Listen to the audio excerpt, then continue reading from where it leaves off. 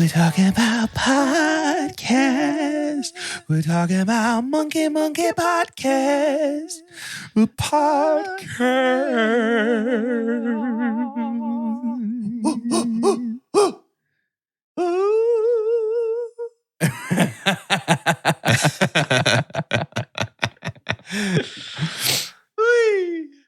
It's a podcast, and you're a part of it because you're listening to it with us, and that's how we start every show.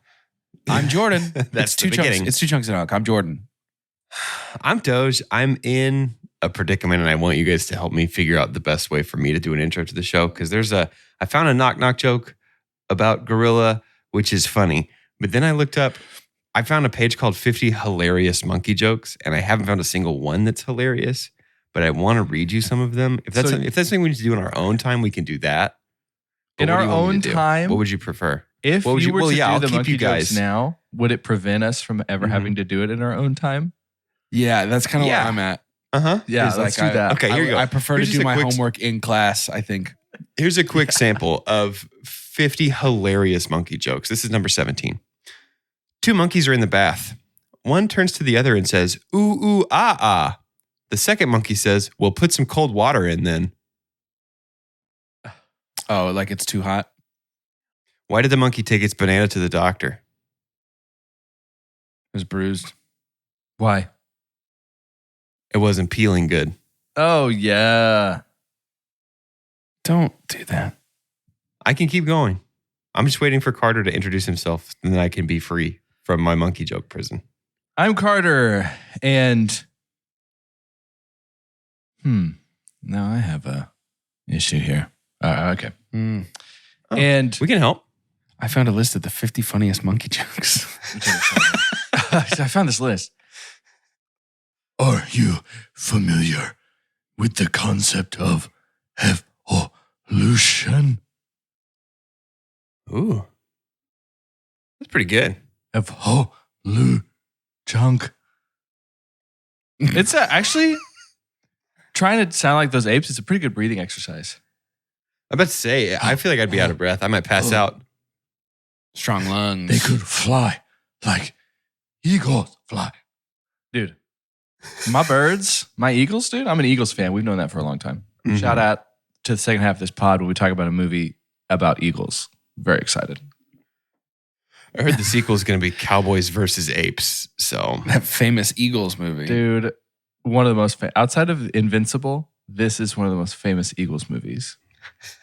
It's pretty much just that, Invincible, and Hell Freezes Over. That's basically it. The live concert DVD. That Don Henley biopic, probably. Oh, yes. There's not a bad eagle out there. I love Sam. Sam Eagle's great. Uh-huh. It's a good eagle. Yeah, I like Sam Eagle. I'm a Guys, fan of Sam. There's a lot of news coming out of the, I guess we'll call it Cannes Festival. Yeah. It's Cannes. It's Canes. It's by the chicken Festival. people. I thought It's it was the Raising sponsored Cane's by- movie Yeah. festival. The festival of Raising Cane's Chicken and Flickin'. This is going to be maybe once a year. That sounds nasty. This is going to be called the Raising Can. Yeah. I just want to talk a little bit about.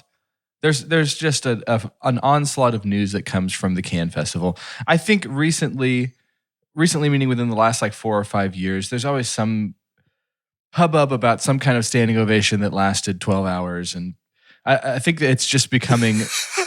You got a room full of actors. It's just becoming. Is it just one guy? It's becoming just. He's just been standing there. It's like that guy's working. He's on a sitting He's strike. working in the back. He's just like, And everybody has to wait.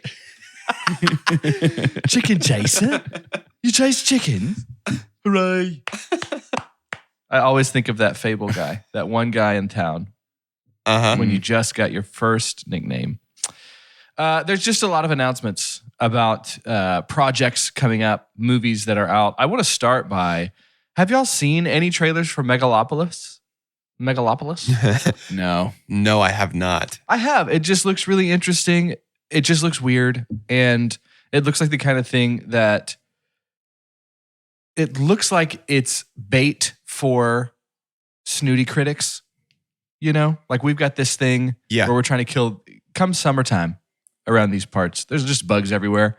I got a paper towel today, and when I ripped it off, it's like it created a moth. So there's just bugs in our house all the time. And there's all these tricks now. Shout out Zevo. We're going to say they're a friend of the podcast. Do you ever use Zevo bug killer stuff? The Zappies? Dude, have you used the boys, the sticky boys? Yeah, the sticky boys that you just plug in at your house with the light? Amazing. Yep. Amazing. Yep. So Megalopolis, directed by Coppola, lead Adam Driver, feels like the Zevo sticky sheet for snooty critics. They're just like, this is going to be the most... If I can convince somebody that this is a good movie, they're going to think I'm too cerebral for them, which is what I want. I'm a good critic. Yeah. Right. But there's a lot of hubbub about that. I want to talk about a few I have other heard things, that it's absolutely terrible. Mm-hmm. I have like too. 30% range, which is crazy. Really? This is he fronted all of the money for this personally. Like he personally funded this movie. He's been trying to get it made for like something like 25 years. And he was like, this is my opus. This is the thing people will remember me by. And it's apparently so bad. How much do you think Really? marketing comes into play for how much you personally enjoy a movie? Like, what if this movie was marketed as, hey, here's these people, we're just going to have fun. Just come look at pretty things? I don't know. It's Coppola, right? So you already have the name of somebody who's done one of the most iconic movie series of all time. I don't know. It's hard. I think the only thing marketing plays into with enjoyment is if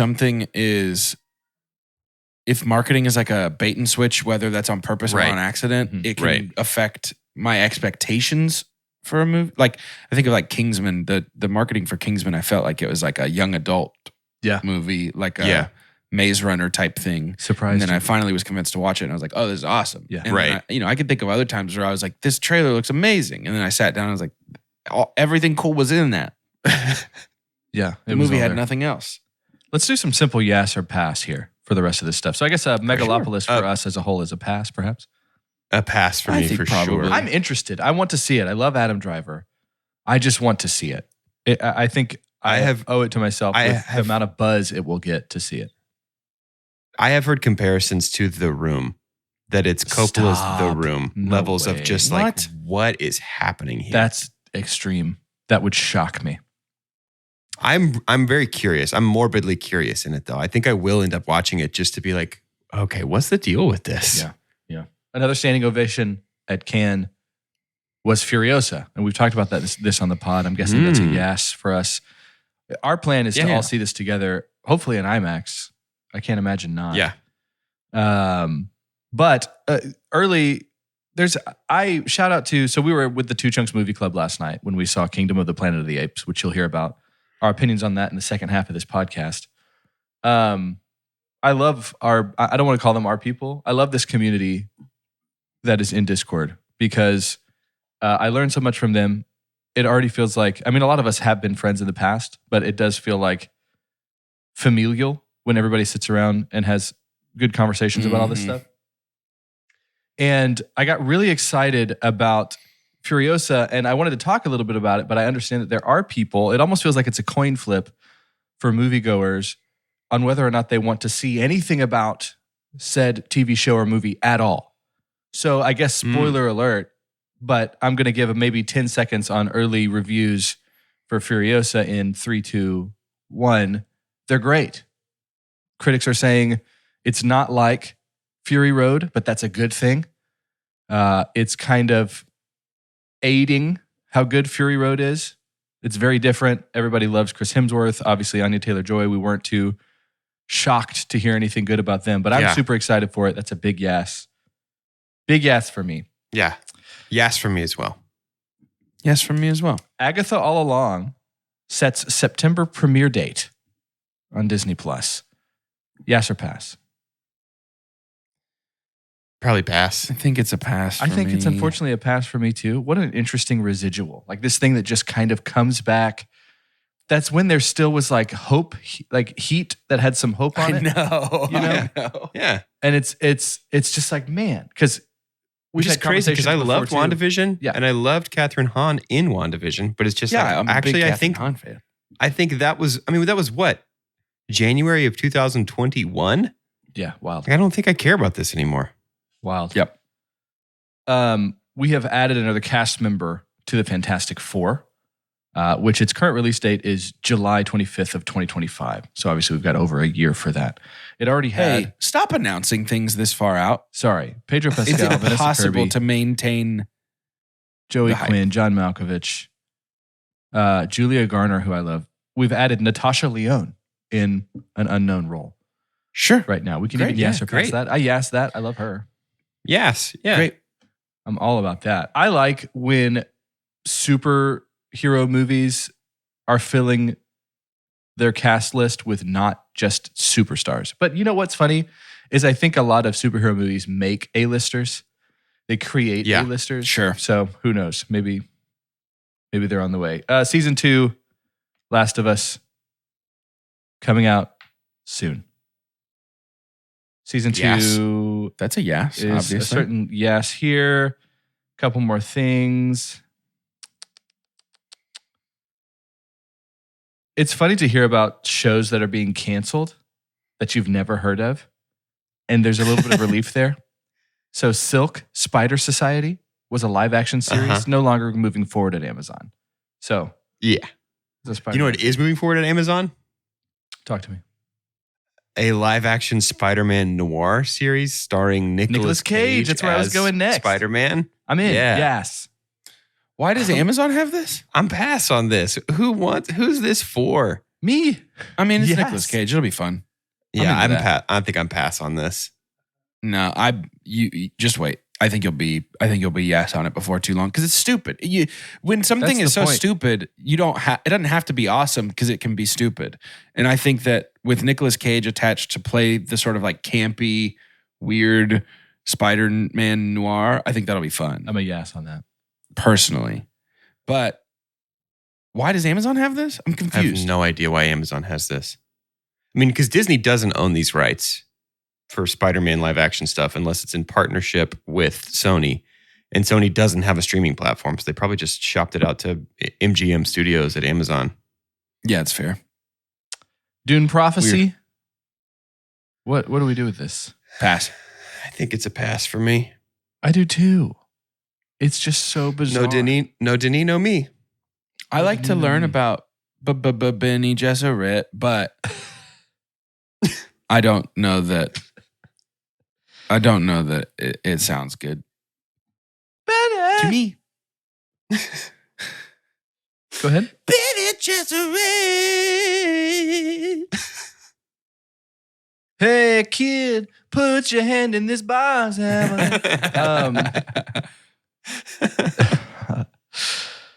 And then finally, there's an animated show coming out, faith-based animated movie actually called The King of Kings. It has cast it's Jesus, Who is it? Oscar Isaac. Oscar Isaac playing Jesus. Yes or pass? Be careful. Easy. Hey, Careful. think about it. Really think about it. Watch out. Good for him. Yes. Not gonna watch it. Probably Good not for- gonna watch it. Good for Oscar. If they say I won't voicing watch Bob it, the but good tomato, for Oscar. that's a yes. Sure. I'm back in. Then I'm back. Yeah, I don't know that I can watch a faith-based movie or show that doesn't involve vegetables It's Right. tough, telling isn't it? me. the Right. moral You're of the trying to story. tell me Bible was people. Bible wasn't vegetables. That's crazy. It's not cucumber. I know the You're truth. thinking. It's not tomato. It is not asparagus. It was not people. It was produce. Have we ever talked about how junior asparagus is definitely a broccoli? No, he's an asparagus for He sure. definitely looks Why does like he have- broccoli though, doesn't he? That's But what I'm all saying. broccoli looks like asparagus when it's animated in a cute cartoon style. That's fun. No, asparagus doesn't have like his hair is so like treetop like a broccoli. Asparagus is more pointy. I guess it's kind of pointy when he takes Have you ever his hat seen him off. without a hat? Yeah, he takes it off. I googled him. I guess it's not. Never mind. Yeah. That's the Yikes. yes or pass. You hate Just wanted to to run see through it. some things. It's interesting stuff.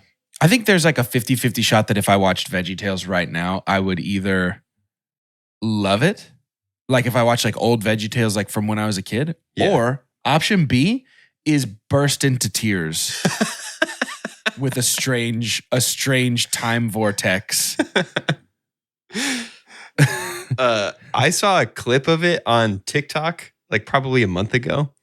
And I just want to give a shout. I want to take a minute of our podcast, pause the podcast, and give a shout out to the wonderful power of a child's imagination, because that animation is severely lacking and extremely terrible. And as a kid, I didn't notice it. I was just like, this is a great movie. I love watching this. It's unbelievably bad. Like the old ones from when we were very young are unbelievably terrible. It felt amazing though. I know. I was watching it. I was like, this is just as good as Toy Story. Maybe better. Yeah, even. This is the best show. Like Mario 64. Right. This photorealistic celery jumping around and singing about Daniel in the Lion's Den. To my first grade brain, Ocarina of Time was real life. Like it was like, wow, this is so real. I'll never forget like running out, like as a character, like not side to side or just like the top of my head, but like just going into the world. And it must feel like one of the first times you tried diving into a pool. Oh, I can go this way. Like, go this way first? Why? My hands are wet first? Just mind-blowing. Mind-blowing. So true. I don't know if it's the shape of my specific ears or my form for diving, but every time I dive, my entire head is full of water. My ears fill to the brim with water. Like it feels like you break the surface and it comes back in and just slaps your ears. Yeah, you like turn your head side to side and it's just like From diving? From diving. Anytime I go upside you find down, out he didn't put his arms out. just head first. He just dives head first, like Luigi in Smash. Yes, that's it. Anytime I am upside down in the water, if I do a flip under the water, if I float on my back on top of the water, ears full to the brim, filled to the very tippy top with water. Okay, listen to me. 10 foot jump into water. Mm-hmm. Are you plugging your nose? Be honest. Absolutely not. I'm an adult. Okay, good. No, I know how to drive. I have a high school diploma. I don't plug my nose when I jump in the water. Yeah, same. Same also me. It took a long time there, Carter. I don't know. No, it's same. But I plug my ears and my eyes. Carter uses one of those like nose pincher things. I don't plug my nose. My apparatus plugs my nose for me. My accoutrement. My swim accoutrement plugs my nose. My swim accessories. Doge, this one's specifically for you. Okay. Is the Garfield movie over or under 60% on Rotten Tomatoes right now? Ooh, you know what? I think it's over. 67%. Can I guess? Oh, no. Okay, I was going to, yeah. Because I told you. I think no, you cannot maybe guess. 67%. That's not good.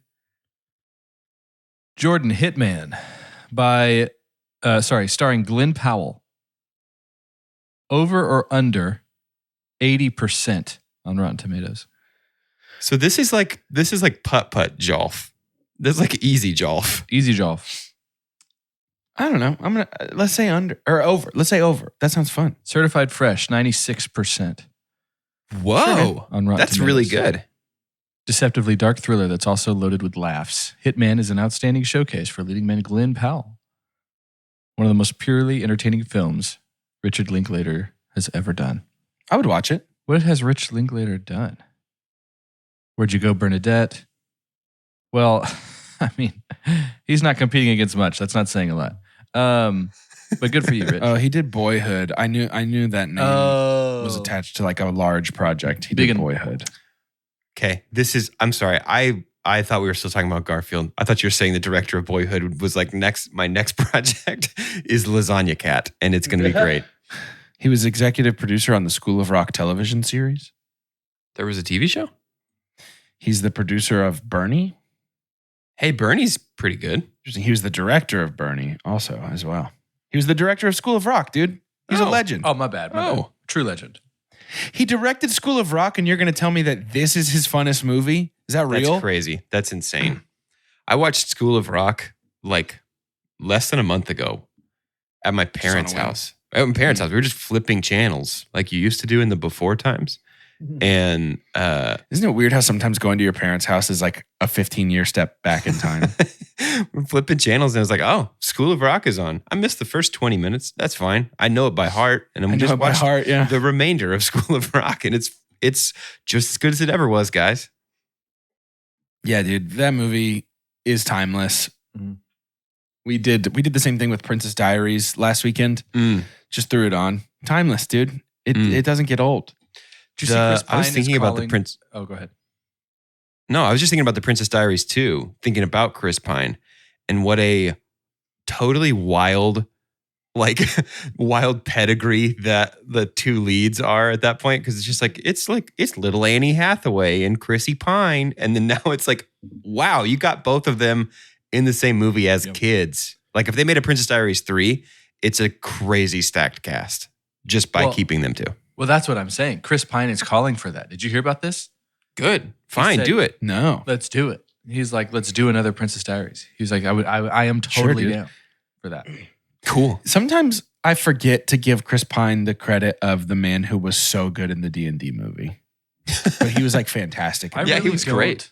I think he was in it. It's a movie that was a fever dream. I forgot we even reviewed it on this podcast. But Don't Worry, Darling. Chris Pine was far and away the best thing about that too, and that's not saying much. But what is the Zoe Kravitz movie that's coming out? What's that movie called? Oh, that looks fun with Channing Tatum. Blink Twice. Yeah, it looks very good. That's the best trailer we saw. It was a great trailer. I'm afraid of a Don't Worry, Darling situation where it's like, ooh, this is like maybe a less established director, super unique, very intense premise. A great trailer. It's like this movie seems to be far less up its own butt than Don't Worry, Darling did. So I think we're probably okay. Yeah. Dang, I completely forget about Don't Worry, Darling. I forget that everybody does, that dude. I think we're also talking about maybe the difference between the psyche of Olivia Wilde and Zoe Kravitz. So yeah, Zoe Kravitz is a creative that I trust, I think. Yeah. I'm just down for it. It looks good. Yeah, I'm excited about it. Hey, we should go to shout announcements, perhaps. Let's do it.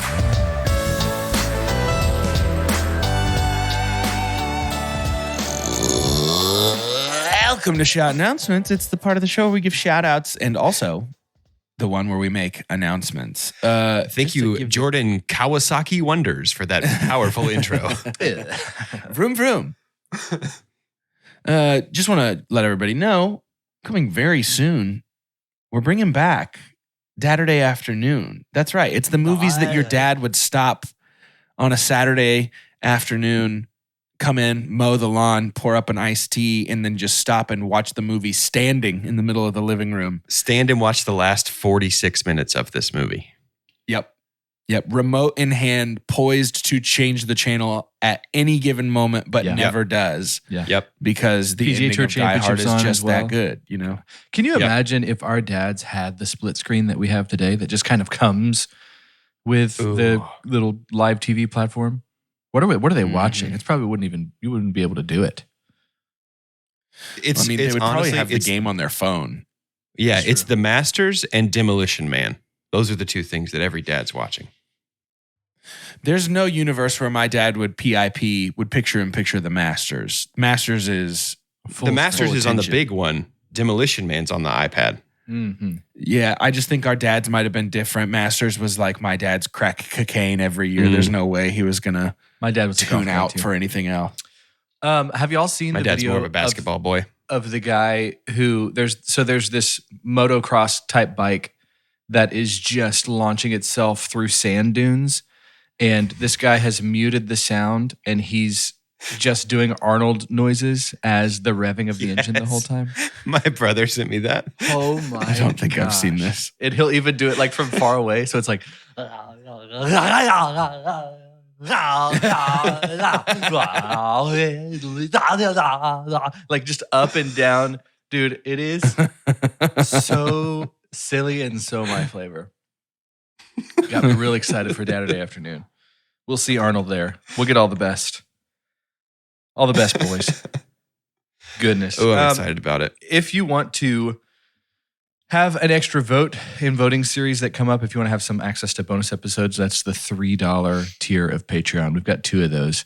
Here's the thing. What $2 more can buy you? Used to, when this podcast started, it's so funny that there's so much changing in the world. I mean, that changes from day to day. But being an older podcast. Funny is the word I would use. Well, six years old podcast, I think we used to say things about Patreon being as affordable as, a coffee or Happy Meal or something like that. But there's all this talk now that's like 3x the amount that it would be to be on the $5 Patreon tier to get like a number 2 anywhere, like a number 3 at any fill in the blank fast food restaurant. I'll say this, and we've already given them a shout out for their wonderful film festival, but I did go to Raising Cane's yesterday, and it was $25 for my wife and I to eat. And That's so silly. our Patreon is cheaper than half a cane. Right, exactly. It's like, I think Gloria's is like $4 more than that. Yeah, fast food has just become the same price as regular food. Can't do that. But still get the good one. Patreon, though, that's our slogan. Top tier of Patreon. Is it still as affordable as fast food used to be? That's us. The new fast food. That's us. The new fast food. Patreon, the new fast food. There's a lot of information shared in here, and it is a kind and it is a thoughtful community too. There are so many. It feels like 40% of the messages that have been sent over the last week have the little spoiler tag on it, so it's just blocked out, so I can't see things. Yeah, that's true. Thankfully, because I'm not caught up on Survivor, which we talk about all the time. I'm not caught up on Brando Sando, which I think everyone else in the world has. Are you still behind on it. Survivor? I'm 1 episode behind, yeah. I would have had to watch it after I got back home from the movie last night. I am still an episode behind. He didn't see that Jeff and Q kissed, dude. Oh, didn't see that yet. Crazy.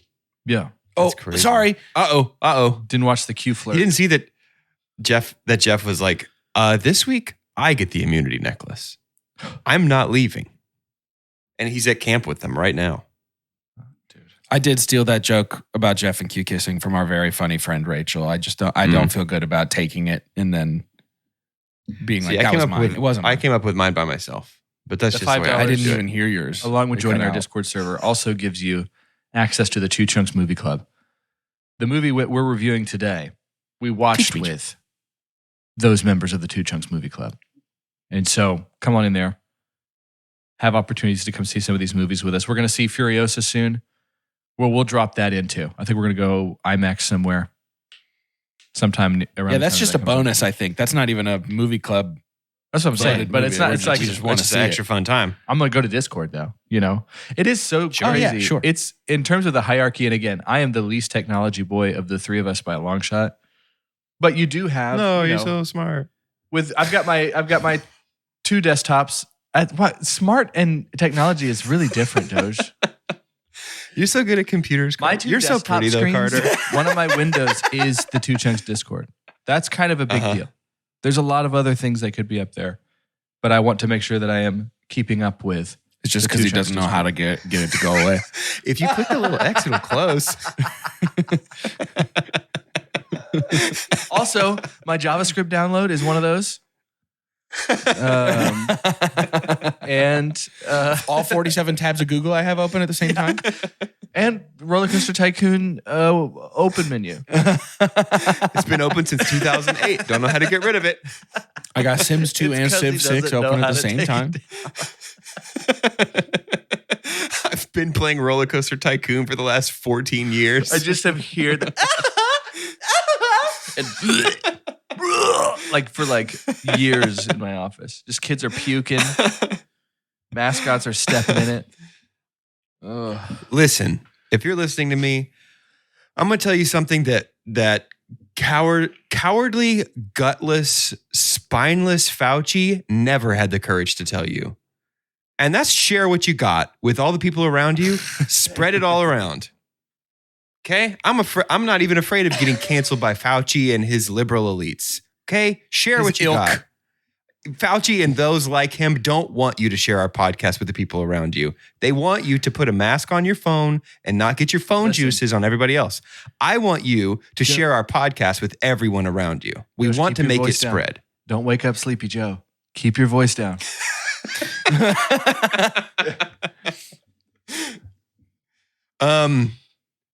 Okay, now it's the real Doge back. I didn't like that character that I played for just a second. But do please share our podcast with people. That's the good thing about that character. He was right about that. He was wrong. He had a pretty troubling worldview about a lot of other stuff. But he was right about sharing the podcast. Of the listeners that Doge isn't who he tried to fool us as he was.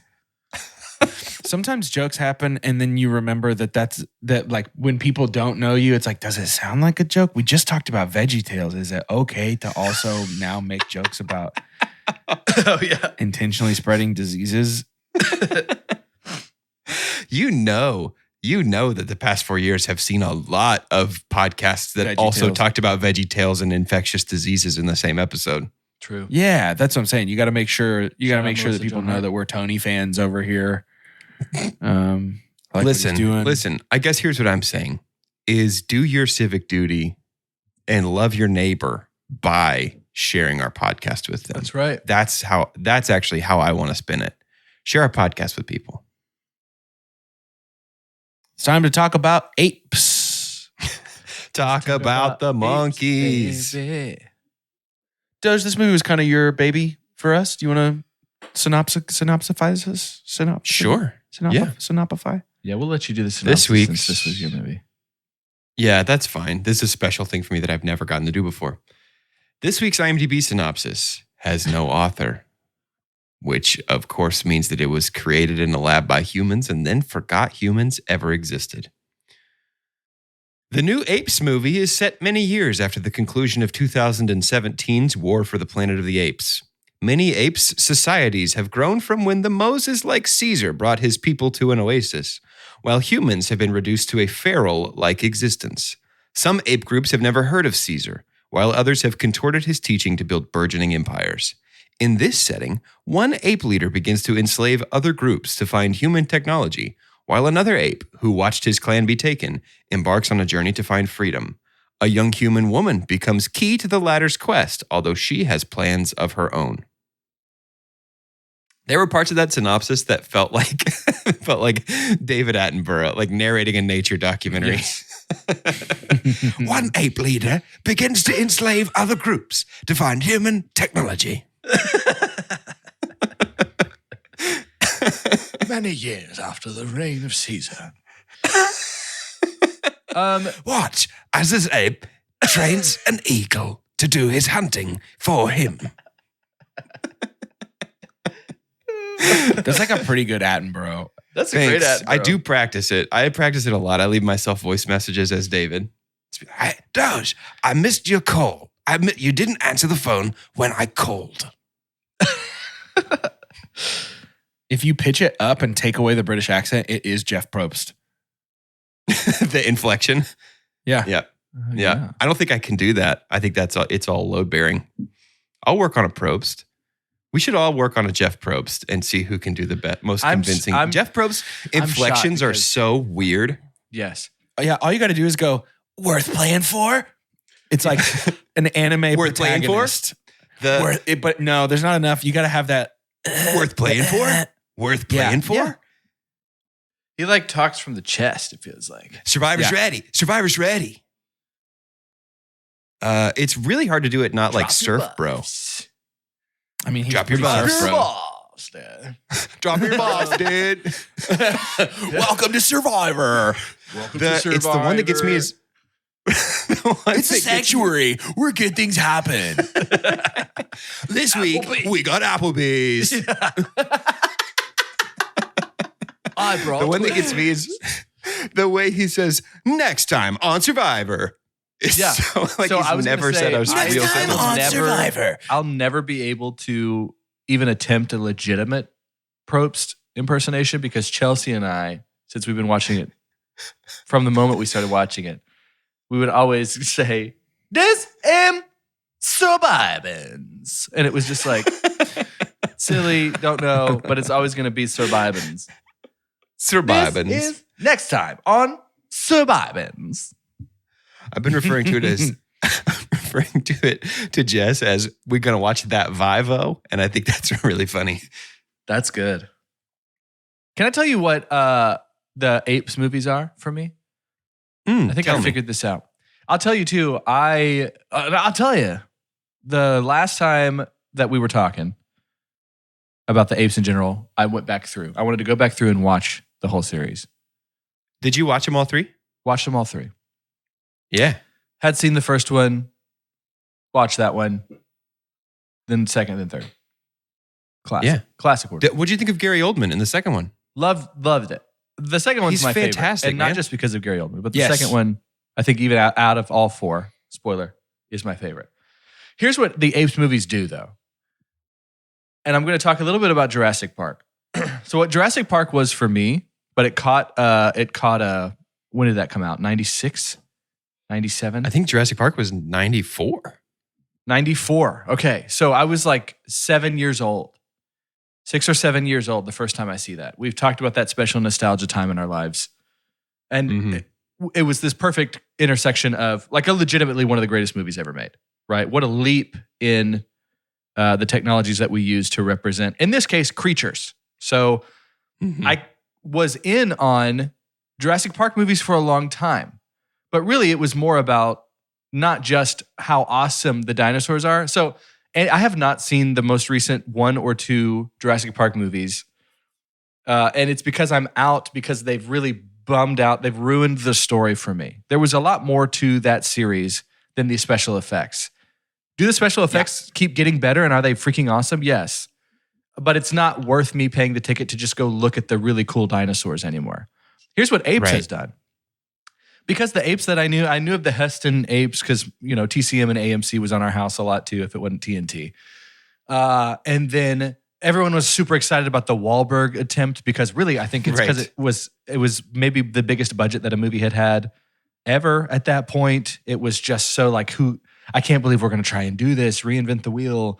Look at all these. I remember like the Variety, you know, they got the full magazine of just like, oh my, look at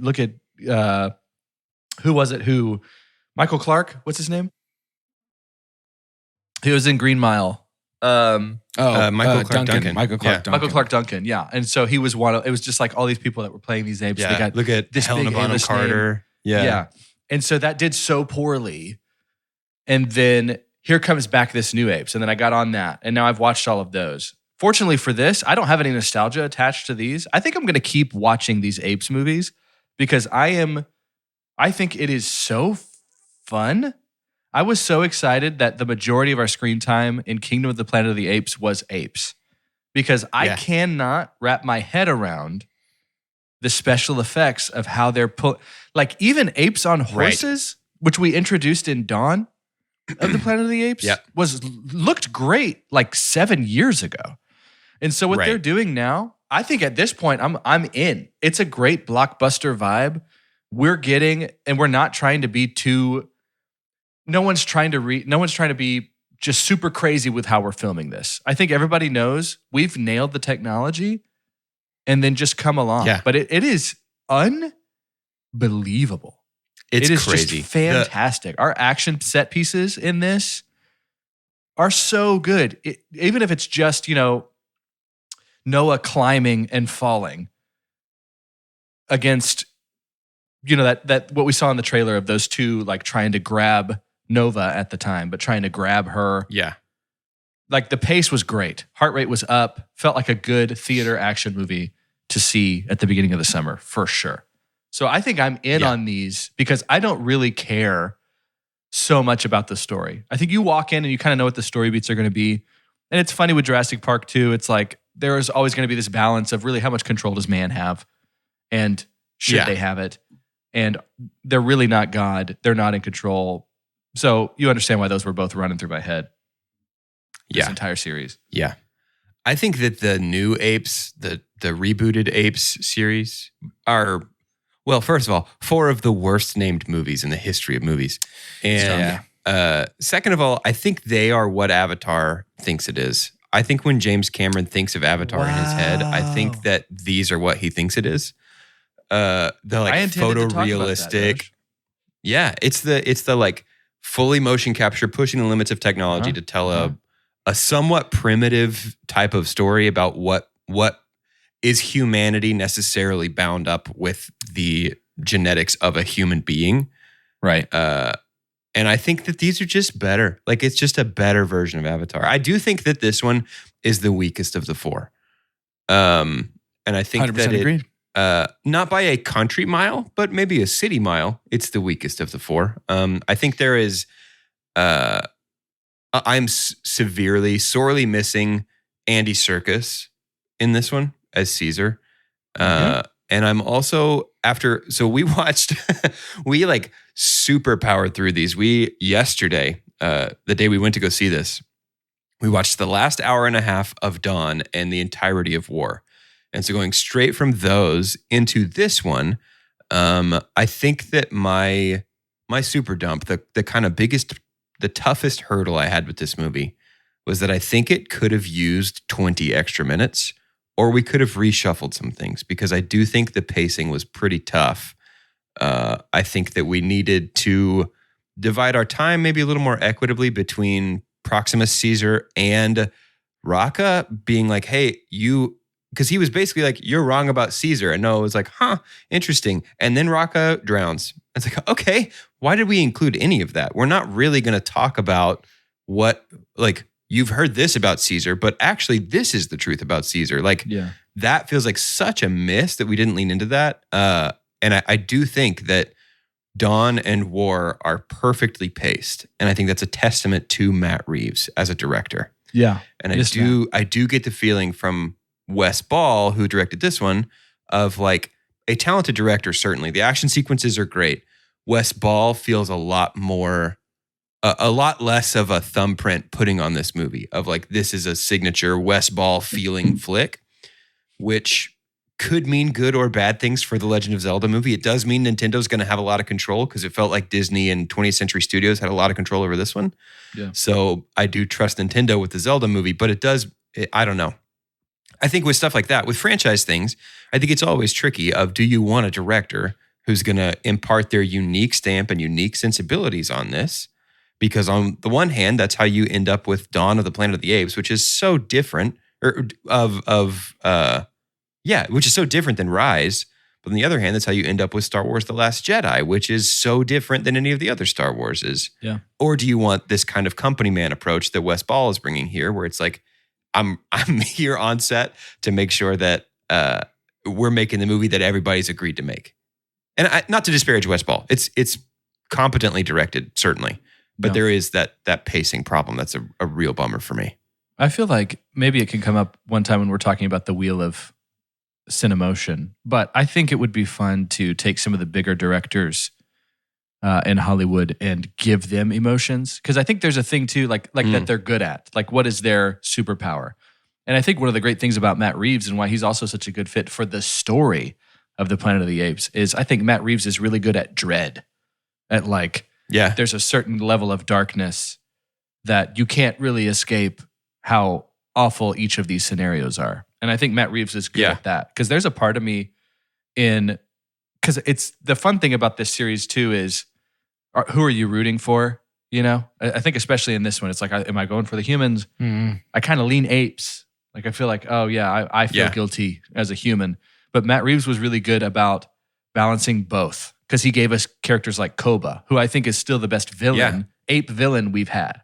Koba is by far the best ape villain and the most layered in that. Dude, I'll never forget the scene. And again, these are all fresh for me.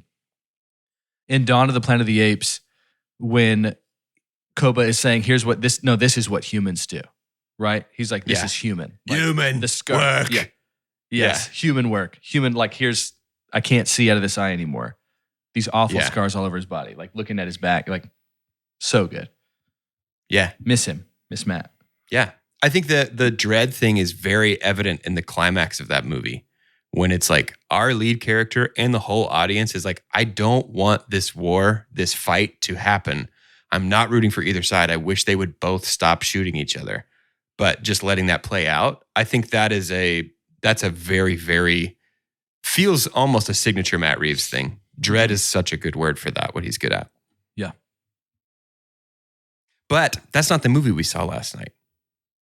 We saw Kingdom of the Planet of the Apes last night. I could talk about it for a minute. Go. Yeah. Didn't like it. Okay. I thought it was pretty boring.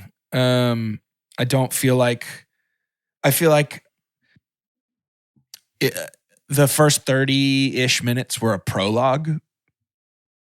Yeah. And in a movie where it's 2.5 hours, that means that a full 20% of your movie is prologue before we even get to like what's actually the rest of the movie. I feel like the de-escalation from war to kingdom is so intense that it feels like you just threw the e-brake as far as like overarching world intensity and fun. Mm-hmm. And I feel like this movie really, really suffers for not having Caesar. I know why Caesar's not in it, but there's moments in Dawn and War where they're action movies. They're action movies with good story, but they're action movies. And when Caesar rolls up on a situation, there are moments in both those movies where you're like, oh, here he comes. You better figure it out because Caesar's coming. Mm-hmm. And that's just not here. Like, I don't know. We sort of go to this like hapless protagonist who's just kind of like meandering and trying to figure things out, which is fine. But like, I don't know. That's the thing. That's the arc we set up for him, but we don't take him on that arc. Like we set him up to be this naive village boy who learns the truth about what Caesar actually wants for apes.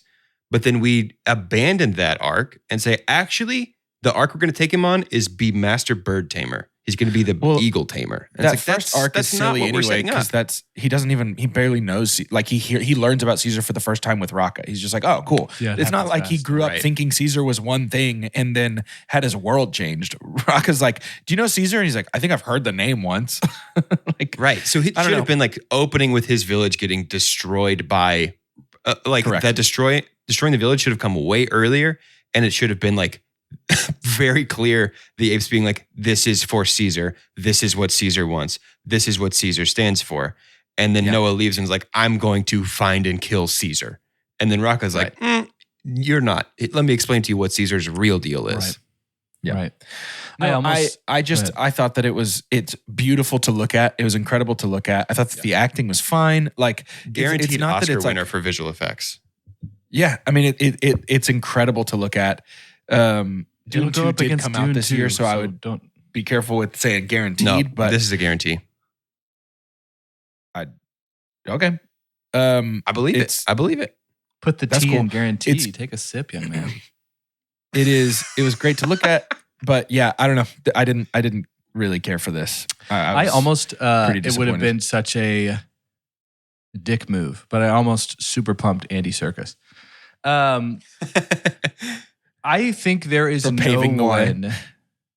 Anybody could know this, but I'm especially like my job is communication and like comm theory. So like the way that people communicate. There's no better actor in history at nonverbal communication than Andy Serkis. Because most of the scenes that I'm thinking of that were the most powerful with Caesar, he's really not saying anything. Yes, there's the shock of a monkey that can speak English, right? And he does that well of introducing that. Like what would it be like for primitive first words and stuff like that. But the way that he stands up, like Caesar is never the biggest ape, it feels like, honestly. Right. The people that he goes against, he's never the gnarliest looking, the way that he'll just stare down a gorilla or something like that. But it's just Andy standing. It's just Standy Serkis, dude. He's just like standing up and just thinking about like how much of Gollum and Smeagol was the way that he just carried himself. It's unbelievable. Yeah. My super dump is the primitive human herd in a world that is just so thoughtful and it's really cool. I love seeing even the structures are fun. We get a lot of that. We have one, how are we doing things like organically and just building stuff like how we have with the Eagle tribe? But then how are we fashioning things, these ancient ruins? I love seeing like modern ruins, right? So the old warship or it was very like Horizon feeling. I Horizon love Zero Dawn, Horizon Forbidden West. Really love the setting. Yeah, but then we go ahead and have like high school pep rally version of like poo-pooing Cavemen. on the Carrollton cavemen. So we're gonna go make fun of them. You know, and it was just like very Party City with the brown loincloths and the big long and it was like beards. a bunch of people. Party City caveman. We also don't have. Do we not have? Is Andy Serkis a producer of this movie? Is no one on set to kind of tell them what to do? I felt like our primitive humans didn't have. Someone was just like, make sure be extra dumb. Make sure just be dumb. But they never said like, here's how you're gonna run. Here's how we envision the way that you would eat. Because there were so many people that just weren't running with their arms. Did you notice that? Yes. They weren't running with their arms. Their arms weren't moving. When you go primitive, I don't think that means you're dodo birds. It was just like... Right. Well, that's the kind of thing that I feel like probably a little falls on the director of like, okay, good take running. Let's try our arms too. Let's use our whole bodies for this. That's why I'm like, why is it Andy should have been there to train them? It feels like that's what he's always doing. He loves that. Yeah.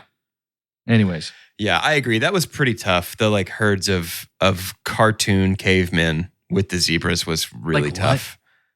Yeah. What? Yeah. And then super pumped for me is Raka. I'm just going to jump in there and do it. Same.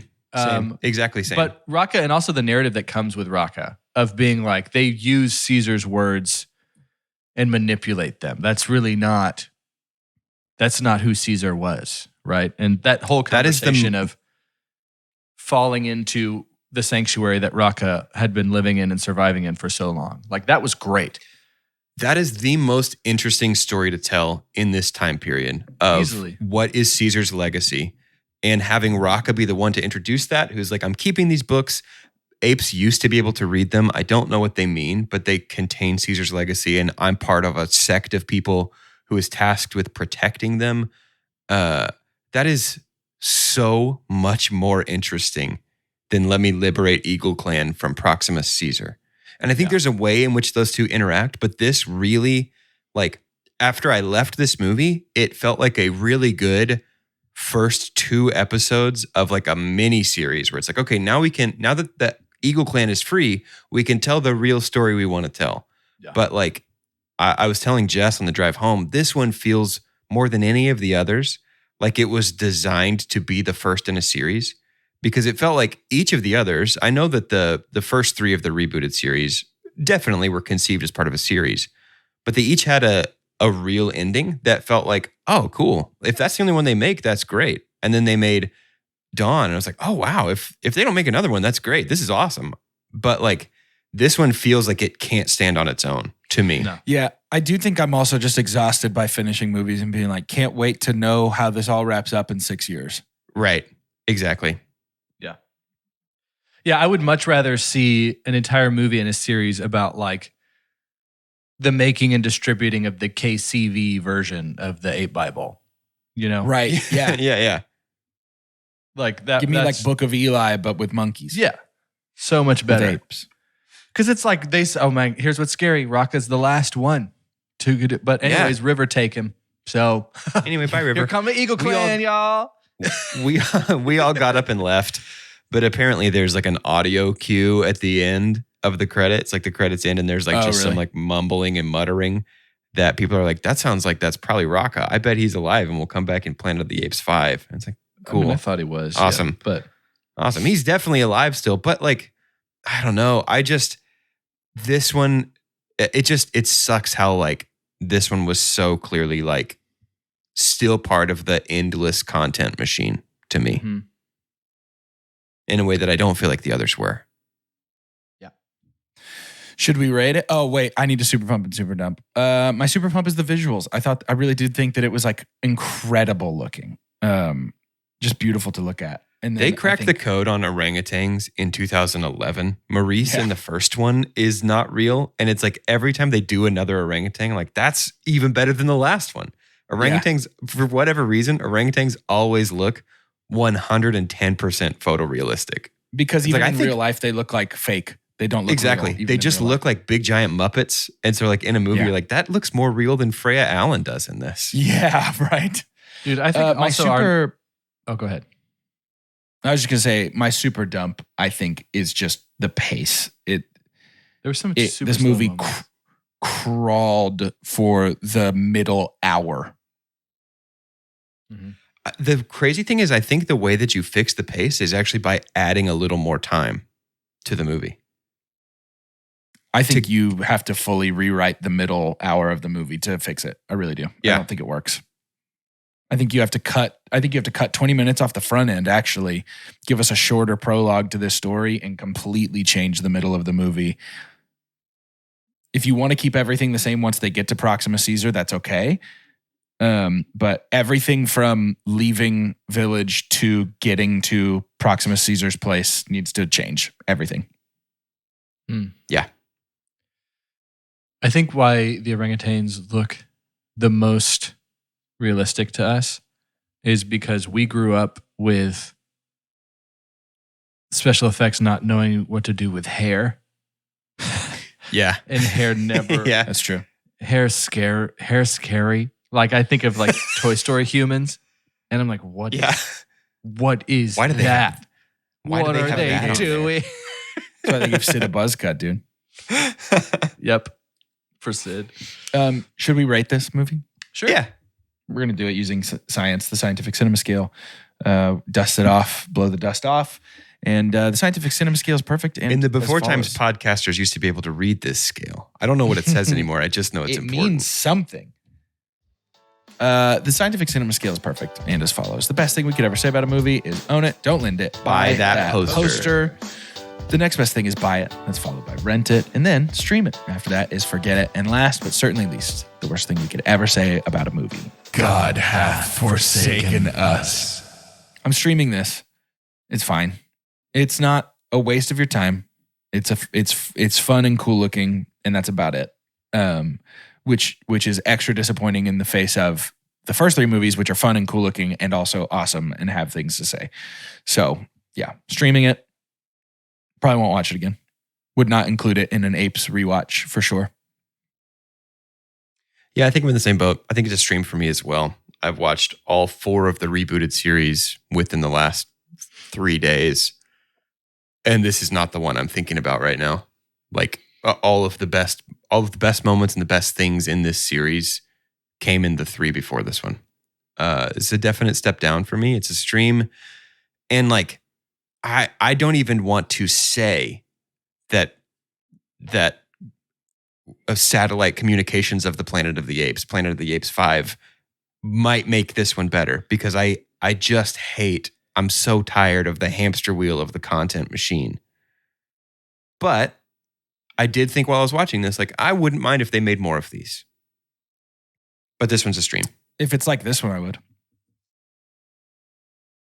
I'll stream it. I think if Two Chunks Movie Club doesn't select the next iteration of this to see in theaters, I won't see it in theaters.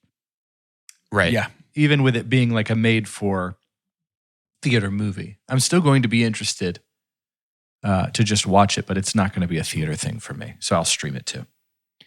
Listener, if you're thinking to yourself, didn't The Fall Guy also come out this month? They could have seen that instead. Get on Discord and vote. Great movie, and by then the we way. can see that together. Because You I can also I would vote have if you're rather not seen on that than Discord. this. To be clear, anyone in the world Not can for vote. Two Chunks Movie Club. They cannot. Yeah, anyone in the world can vote for Two Chunks Movie Club. Really? Yep, it's wide They open. should have Anybody those in the world, privileges revoked. anybody in the world can vote for Two Chunks Movie Club. If you support us at the $3 level, you get to vote twice. If you support us at the $5 level, you get to go see the movie with us. Very nice. Well, learn something new every day.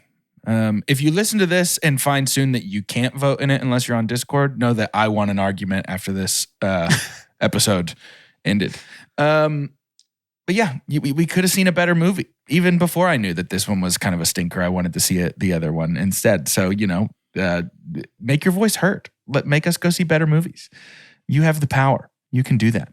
You can see the world change in ways that you affect directly by voting in things that we make up. So make sure that you do that. Don't forget, Saturday afternoon's coming at you hot. I believe that's 2 episodes away. Is that right? Yes. That begins Not 2 next episodes from now? But the episode after, we will be reviewing ready. Aliens. Ooh, Buckle The up. 5-year Cannot anniversary wait. of us reviewing Alien. Ooh. Hey, That's new crazy. Alien looks real cool to me. Yeah, Romulus looks awesome. V excited for Romulus. Super excited. Very much so. To end today's episode, I'd like for each of us to say our name and what type of ape we'd most like to hang out with. I'm pretty sure we ended 2 Doge episodes already. ago with this. I think we said what type of monkey, and we all said small monkeys, I believe. Was it small monkey? What kind of big ape do you want to hang out Yeah. with? Okay. Yeah. For 2 Chunks and a Hunk, I'm Jordan. It's orangutan. Yeah. I'm looking up types of apes. Easy answer. I'm Doge. I want to hang out with a mountain gorilla because I saw Tarzan at a very formative time in my life. Mm-hmm. That makes sense. I'm Carter, and because I love you guys so much, I just want to keep this up and hang out with humans. Mm-hmm. I'd rather hang out with you guys. You know? The Sapiens. Put the ape Wow. in sapien, you know what I'm saying? Really makes you think. Really makes you get think. clicks. Really makes you get clicks.